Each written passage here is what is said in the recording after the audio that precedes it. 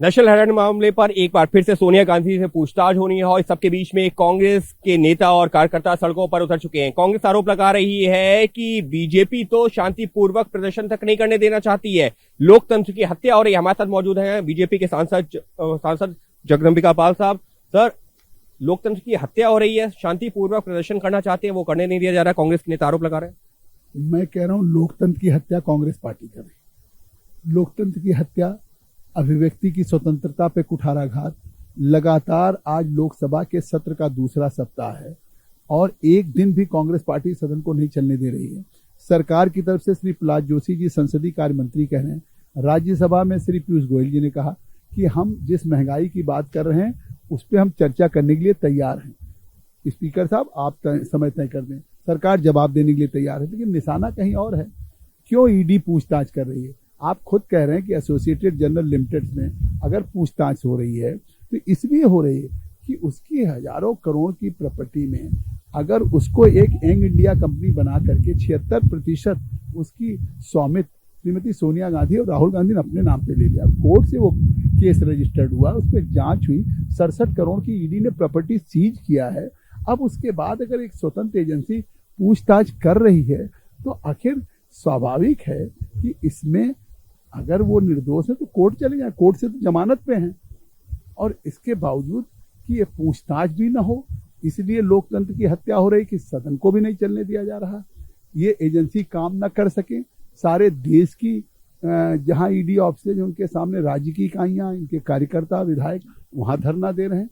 इस तरह से दबाव की राजनीति, भ्रष्टाचार में संलिप्तता पे दबाव की हो और ये आरोप लगाते हो जिन्होंने खुद प्रदेश के गुजरात के मुख्यमंत्री रहते हुए 7-7 घंटे सीबीआई का दुरुपयोग किया था। आज हाईकोर्ट सुप्रीम कोर्ट ने जिस तरह से क्लीन चिट दिया है, तो ये मैं समझता हूं इसमें सरकार का कोई लेना देना नहीं।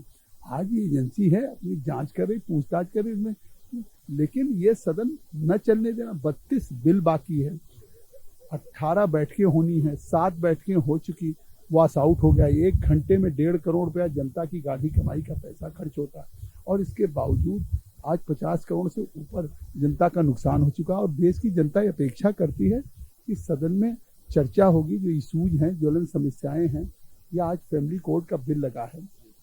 फिर क्या है फैमिली कोर्ट का बिल? देश में 11 लाख फैमिली डिस्प्यूट्स ऐसे हैं जो विभिन्न फैमिली कोर्ट से पड़े। आज हिमाचल में जो 3 फैमिली कोर्ट्स हैं या नागालैंड में 2 फैमिली कोर्ट्स हैं, वो गवर्नमेंट ऑफ इंडिया की नोटिफिकेशन के बिना है।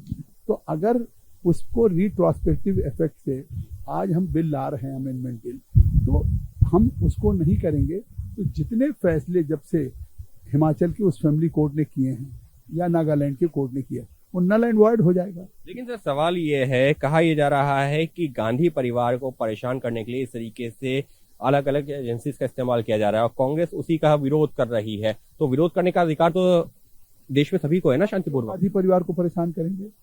प्रजातंत्र में फैसला तो जनता करती है।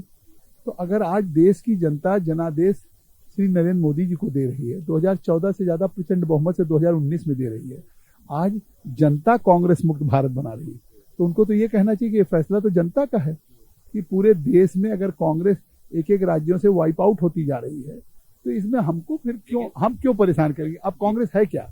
आखिर आप सोचिए कि 18 राज्यों में हमारी सरकार है। आज कांग्रेस की किन राज्य, जहां भी है, जब चुनाव होता तो वहां से कांग्रेस हार जाती। लेकिन सर, उनका कहना है ईडी और सीबीआई जैसी जांच एजेंसी को का इस्तेमाल करके जो है, जो भी विपक्षी पार्टियां हैं उनको जो है शिकंजे में लिया जा रहा है, जबरन फंसाया जा रहा है और उसी में जो सोनिया गांधी और राहुल गांधी का भी नाम है। क्यों फंसाया जाए?